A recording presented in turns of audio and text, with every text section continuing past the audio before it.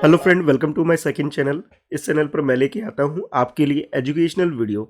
इस वीडियो में मैं डिस्कस करने वाला हूँ केंद्रीय विद्यालय का एनुअल एग्जाम का क्वेश्चन पेपर। ये क्लास फोर्थ का हिंदी का क्वेश्चन पेपर है जिसे मैं आपको एक्सप्लेन करने वाला हूँ। ये जो क्वेश्चन पेपर जैसे आपको एग्जामिनेशन हॉल में मिलता है तो सबसे पहले आपको अपनी डिटेल फिल करनी होती है। आपको अपना नाम, रोल नंबर, क्लास, दिनांक, दिन, ये सारी जानकारी लिख देनी होती है। इसके बाद आपके क्वेश्चन पेपर पर आपको देखने को मिलेगा कि आपके क्वेश्चन पेपर को अलग अलग दक्षताओं में से डिवाइड किया गया हुआ है। जैसे सबसे पहले आपका पठन कौशल है और इसके अंदर आपको एक गद्यांश दिया जाएगा जिसे पढ़ने के बाद आपको उससे जुड़े प्रश्नों का उत्तर लिखना होगा। उसके बाद गद्य काव्य खंड है जिसके अंदर आपको कहानी और कविता के आधार पर प्रश्न पूछे जाएंगे जिसका उत्तर आपको लिखना होगा। उसके बाद हिंदी व्याकरण से जुड़े हुए प्रश्न आपके लिए होंगे जो कि 10 नंबर इसकी पूरी वेटेज होने वाली है। और उसके बाद रचनात्मक लेखन का यहाँ पे दक्षता होगी जिसका अंक जो है आपके क्वेश्चन पेपर के अंदर 5 होंगे, यानी कि 5 नंबर का ये पोर्शन होगा जिसमें आपको कोई विषय दे दिया जाएगा और उसके आधार पर आपको 5 वाक्य लिखने होंगे। उसके बाद वर्तनी का पोर्शन होगा जो कि आपके 5 मार्क्स का है। वर्तनी जिसे हिंदी में बोलते हैं, इंग्लिश में से स्पेलिंग बोल देते हैं हम लोग। और उसके बाद आपकी शब्दावली यानी कि शब्दकोश का पोर्शन होगा 5 नंबर का। और लास्ट में आपका होगा सुलेख वाला पोर्शन जो कि 5 नंबर का है जिसमें आपको गद्यांश दिया होगा, दोबारा से उसे पढ़ करके लिखना होगा। बस ये है कि ध्यान रखना है आपको हैंडराइटिंग आपकी अच्छी होनी चाहिए, कोई मिस्टेक आपको नहीं करनी है। तो इस तरह से आपका ये 40 मार्क्स का क्वेश्चन पेपर होने वाला है। चलिए सबसे पहले हम लोग जो गद्यांश वाला पोर्शन है यानी कि पठन कौशल है इसे देख लेते हैं, जिसमें आपको निर्देश दिया गया है कि गद्यांश को पढ़कर निम्न प्रश्नों के उत्तर दीजिए। तो यहाँ पे आपको गद्यांश दे रखा है, पहले से पढ़ना है और इसके आधार पे हमें प्रश्नों के उत्तर भी लिखने होंगे। हुदहुद एक बहुत ही सुंदर पक्षी है। इसके शरीर का सबसे सुंदर भाग इसके सिर की कलगी होती है। वैसे तो यह इसे समेटे रहता है पर जैसे ही किसी तरह की आवाज होती है यह चौकन्ना होकर परों को फैला लेता है, तब यह कलगी देखने में किसी सुंदर पंखी जैसे लगती है। तो देखो यहाँ पे आपको हुदहुद के बारे में बताया गया कि हुदहुद कैसा पक्षी है, एक सुंदर पक्षी है और उसका जो शरीर है काफ़ी सुंदर होता है, वो देखने में भी सुंदर लगता है और उसके सर पे जो कलगी होती है ये उसे और ज़्यादा सुंदर बना देती है। ठीक है, जब भी उसे कोई कुछ ऐसा लगता है, कोई आवाज़ आती है तो चौकन्ना होने के लिए वो अपने पंखों को फैला देता है, समेट लेता है।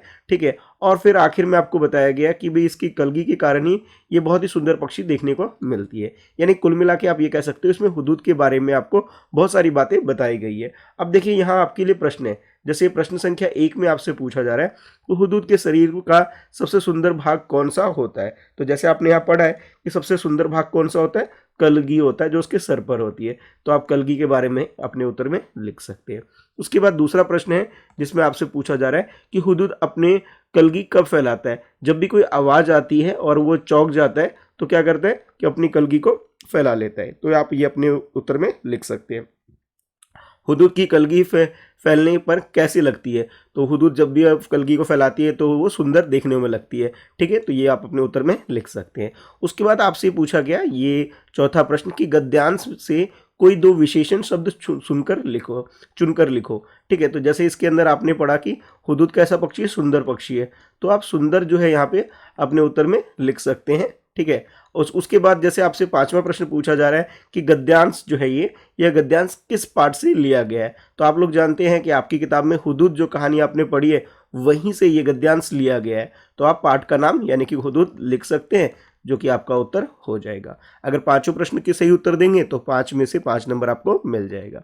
इसके बाद गद्य और पद्य वाला पोर्शन है, यानी कि गद्यांश और पद्यांश जो कि आप कहानी कविता पढ़ते हैं उसके अंत में जो प्रश्न होते हैं उसके आधार पे यहाँ प्रश्न आपसे पूछे जा रहे हैं। जैसे चूहे ने सबसे ज़्यादा नुकसान कौन सी चीज़ को पहुंचाया था। आप लोग जानते हैं चूहे की आपने जो पार्ट पढ़ा था जिसके अंदर आपने शरारती जीव के बारे में पढ़ा था, जिसने चूहे ने क्या किया था, कागज़ को काट लिया था, उसके बारे में था। कपड़ों का नुकसान पहुंचाया था तो आप कपड़ा लिख सकते हैं। और भी बहुत सारी चीज़ों को नुकसान पहुंचाया था।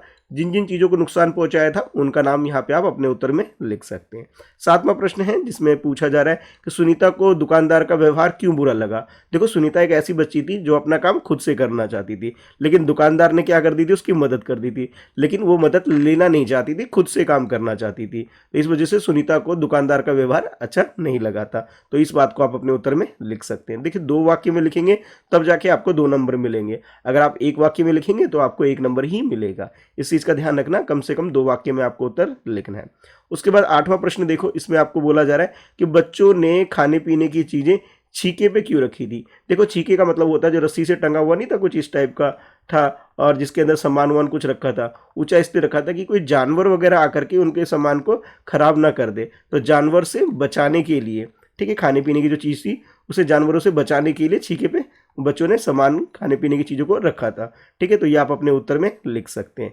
अच्छा, इतना करने के बाद अब हम लोग पहुंच जाते हैं व्याकरण वाले पोर्शन की तरफ। तो देखिए व्याकरण में सबसे पहला प्रश्न यानी कि प्रश्न संख्या 9 में आप देखेंगे, आपको बोला जा रहा है कि भी वचन बदलो। जैसे दीवार लिखा है तो दीवार का हम क्या लिख सकते हैं, दीवारें लिख सकते हैं। ठीक है, एक से ज़्यादा दीवार को हम दीवारें लिखेंगे। तो अपने उत्तर में इस तरह आप लिख सकते हैं।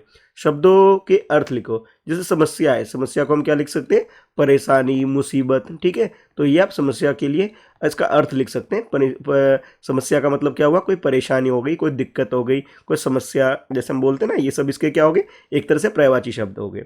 अब जैसे ढालू लिखा है, ढालू का तुकान सब भालू, बालू, ये सब आप लिख सकते हो। उसके बाद 12वें प्रश्न में आपको बोला जा रहा है घी के दिए जलाना, मुहावरे का अर्थ लिखो। घी के दिए हम कब जलाते हैं, जब दीपावली वगैरह होती है, यानी कि हम खुशी मनाने के लिए। तो आप लिख सकते हो खुशियां मनाने के लिए हम लोग क्या करते हैं, खुशियां मनाने के लिए हम घी के दिए जलाते हैं। तो इसका मतलब हुआ खुशियां मनाना। ठीक है, ये आप अपने उत्तर में लिख सकते हो। उसके बाद लिंग बदलो। अध्यापक शब्द दे रखा है, इसका लिंग बदलो। अध्यापक यानी कि जो सर हम लोग आपको पढ़ाते हैं तो हम तो अध्यापक हैं, और जब मैडम आपको पढ़ाती तो आप क्या बोल सकते हो, अध्यापिका बोलोगे। ठीक है, तो आपको यहाँ लिंग बदल करके लिख देना है।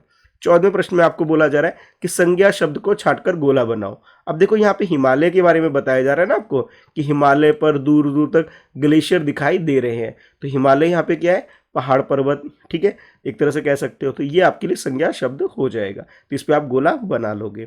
इसके बाद अगला प्रश्न है आपके लिए, बहुत ही आसान सा प्रश्न है कि सर्वनाम किसे कहते हैं। तो आप लोग जानते हो कि संज्ञा शब्द की जगह, जब भी हम संज्ञा के स्थान पर जो भी शब्द इस्तेमाल करते हैं उसे हम क्या बोलते हैं, सर्वनाम कहते हैं। तो आप कह सकते हो संज्ञा के स्थान पर प्रयोग होने वाले शब्द।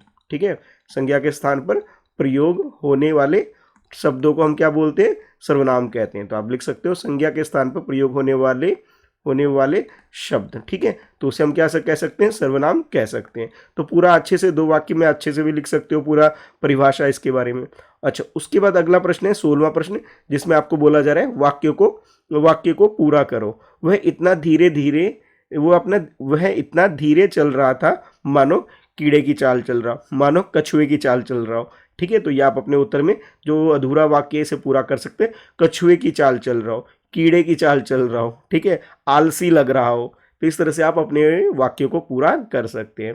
अब देखो यहाँ पे आपको बोला जा रहा है विशेषण लिखो। जैसे चूड़ी, चूड़ी कैसे होती है, सुंदर हो सकती है ना, तो आप लिख सकते हो सुंदर चूड़ियाँ। ठीक है, तो मैंने चूड़िया के आगे क्या लगा दिया, सुंदर, और ये इसकी विशेषता बता रहा है, तो ये क्या हो गया, विशेषण हो जाएगा। अब देखो अगला प्रश्न है आपके लिए, क्रिया शब्द के उदाहरण लिखो। देखो क्लास में भी जब हम लोग आपको पढ़ाते हैं, आपको बताते हैं कि क्रिया शब्द का मतलब क्या होता है, जिससे किसी काम के बारे में पता लगता है। जैसे खाना खाते हम तो खाना हो गया। ठीक है, खाना भी क्या हो गया, एक तरह क्रिया हो गया। खाना, खेलना, लड़ना, दौड़ना, पढ़ना, ये सब क्या है, क्रिया शब्द है, यानी कि जिसके आखिर में ना आ रहा है। खेलना, पढ़ना, सोना, उठना, बैठना, ये सब आप अपने उदाहरण में लिख सकते हैं। अच्छा, इतना करने के बाद हम लोग पहुंच जाते हैं अगले प्रश्न की तरफ, जो कि है प्रश्न संख्या 19, और ये है आपके लिए सृजनात्मक लेखन वाला, यानी कम से कम 5 वाक्यों में आपको यहाँ पे उत्तर लिखना होगा, क्योंकि 5 नंबर का प्रश्न है तो 5 वाक्यों में तो लिखना ही पड़ेगा। देखो पहले आपको बोला जा रहा है कि अपने प्रिय मित्र को जन्मदिन के उपहार के लिए धन्यवाद पत्र लिखो। देखिए आपका कोई दोस्त है, उसने आपके जन्मदिन पर आपको गिफ्ट यानी उपहार दिया है, आप बहुत खुश हो गए। अब आपका काम है ना कि आप उसे थैंक यू बोलो, यानी धन्यवाद दो। तो धन्यवाद देने के लिए अपने मित्र को आपको पत्र लिखना है। ठीक है, पत्र लिख करके आप बता सकते हो कि मुझे आपका उपहार बहुत पसंद आया, आपने मेरे लिए जो उपहार दिया मैं बहुत खुश हुआ और मैं इसे पा करके आपका आभारी हूँ। इस तरह से आप अपने दोस्त के बारे में पत्र में लिख सकते हैं। इसके अलावा यहाँ पे एक और प्रश्न दे रखा है अथवा। अथवा का मतलब है या तो आप ऊपर वाला कर लीजिए या तो आप नीचे वाला कर लीजिए, इन दोनों में से कोई एक करना है। ठीक है। जैसे यहाँ आपको बोला जा रहा है किसी भी एक पक्षी पर 5 वाक्य लिखो। देखो हुदूद के बारे में तो प्रश्न में, इस प्रश्न पेपर क्वेश्चन पेपर में ही आपको देखने को मिल रहा है, तो हुदूद के बारे में लिख सकते हो। हुदूद के अलावा किसी और पक्षी जैसे तोता हो गया, मैना हो गया, आप किसी भी पक्षी के बारे में 5 वाक्य लिख सकते हो। ठीक है, इन दोनों में से कोई एक प्रश्न करना है, लेकिन जब आप घर पे प्रैक्टिस करें तो आप दोनों की कर लीजिए, लेकिन एग्जाम में आपको एक ही करना होगा। ठीक है, चलिए आगे बढ़ते हैं। तो आगे है आपके लिए वर्तनी वाला पोर्शन, जिसमें आपके लिए है प्रश्न संख्या 20, जिसमें आपको बोला जा रहा है कि सही शब्द पे गोला बनाओ। देखो 2 शब्द दे रखे, एक सही एक गलत। तो देखो पर्यावरण का जो पहला शब्द दे रखा है ये गलत है, और सही वाला कौन सा, ये है, तो इस पर हमने गोला बना देना है। ये सही उत्तर हो जाएगा। अब स से कोई भी शब्द बना के आपको लिखना है, जैसे सड़क लिख सकते हो, ठीक है, साबुन लिख सकते हो, बहुत सारे शब्द हो सकते हैं, आपको कोई भी एक शब्द बना देना है। ठीक है, स से। अगर आपका नाम स से आता है तो आप अपना नाम भी लिख सकते हो। ठीक है, अब देखो यहाँ पे आपको शब्द दे दिया गया है, जैसे अनुस्वार बिंदी लगाओ। अनुस्वार का मतलब होता है जहाँ बिंदी लगाना होता है। जैसे ईशान तो कुछ नहीं होता, इंसान होता है, तो हम लोग यहाँ पे क्या करेंगे, बिंदी लगा देंगे, इंसान हो जाएगा। अगले में आपको बोला जा रहा है कि चुनौती शब्द को सही करके लिखो। अब यहाँ पे एक गलती है, उस गलती को ठीक करके हमें लिखना होगा। चुनौती में बड़े ओ की मात्रा आती है, लेकिन यहाँ पे छोटे ओ की लगा रखी है, यानी कि इसमें गलती है। इस गलती को ठीक करके आपको यहाँ पे लिखना होगा। और अगले प्रश्न में आपको बोला जा रहा है कि शब्द को पूरा करो। स्वतंत्र भी लिख सकते हो आप, ठीक है, या फिर आप स्वतंत्रता भी लिख सकते हो। दोनों ही शब्द सही है, आप कोई सा भी एक लिख सकते हो। ठीक है, इस तरह से जैसे आपको कोई शब्द पूरा लिखने के लिए बोला जाए तो वो भी आप कर सकते हो। ठीक है, चलिए अब आगे बढ़ते हैं। जैसे वर्तनी वाला पोर्शन आपने कंप्लीट कर लिया, 5 नंबर का था, 5 प्रश्न सही करोगे तब जाके आपको 5 नंबर मिलेंगे। 1-2 सही करोगे तो 1-2 नंबर ही मिलेंगे आपको। ठीक है, अच्छा अब देखो अगला है आपके लिए शब्दकोश वाले पोर्शन। तो शब्दकोश में आपके लिए है यहाँ पे 25वां प्रश्न, जिसमें आपको बोला जा रहा है भगवान को नहीं मानने वाले को क्या कहते हैं। देखो जो भगवान को नहीं मानते, जो मानते हैं उसे आस्तिक कहते हैं, और जो नहीं मानते उसे हम नास्तिक बोलते हैं। तो आप नास्तिक लिख सकते हो अपने उत्तर के अंदर। ठीक है, भगवान को ना मानने वाले को नास्तिक बोलते हैं, मानने वाले को आस्तिक बोलते हैं। ठीक है, तो आप मानने वाले का पूछा गया है तो आस्तिक बता दोगे, नहीं मानने वाले को बोला गया तो नास्तिक आप अपने उत्तर में लिख सकते हैं। अब यहाँ आपको बोला जा रहा है 2 पर्यायवाची यानी कि समान अर्थ वाले शब्द लिखो। जैसे जल है, जल की जगह हम क्या लिख सकते हैं, पानी लिख सकते हैं, नीर लिख सकते हैं। ठीक है, अच्छा अब उसके बाद अगला है 27वां प्रश्न, जिसमें आपको बोला जा रहा है वर्ण को क्रम के अनुसार लगाओ। जैसे सबसे पहले क्या आता है, क ख ग घ, और उससे पहले क्या आता है, अ आ ई उ, इस तरह से। तो आपको इसके क्रम के इनके जो वर्ण है उसके अनुसार आपको लिख देना है इसको। जैसे अनाज है, सबसे पहले नंबर पे आएगा, अ से अनार। ठीक है, तो यहाँ पे अ से अनाज सबसे पहले नंबर पे आ गया। अच्छा, तो इसे पहले नंबर पे आप लिख लोगे, चाहो तो नंबर डाल सकते हो। दूसरे नंबर पे देखो क आ रहा है, यहाँ पे कलगी लिख सकते हो दूसरे नंबर पे। अच्छा, उसके तीसरे नंबर पे ल और स में से ल पहले आएगा, तो हम लोग क्या करेंगे, लड़की जो लिखा हुआ है इसे पहले लिखेंगे। और चौथे नंबर पे हम लोग क्या करेंगे, यहाँ पे जो सुलेमान आपको दे रखा शब्द, तो सुलेमान आप सबसे लास्ट में लिख लोगे चौथे नंबर पे। तो यानी कि इसमें आपने क्या किया, जो क ख ग घ पढ़ते हैं ना हम लोग, जो पहले वर्ण आएगा उसके अनुसार हमें लिखने के लिए बोला गया।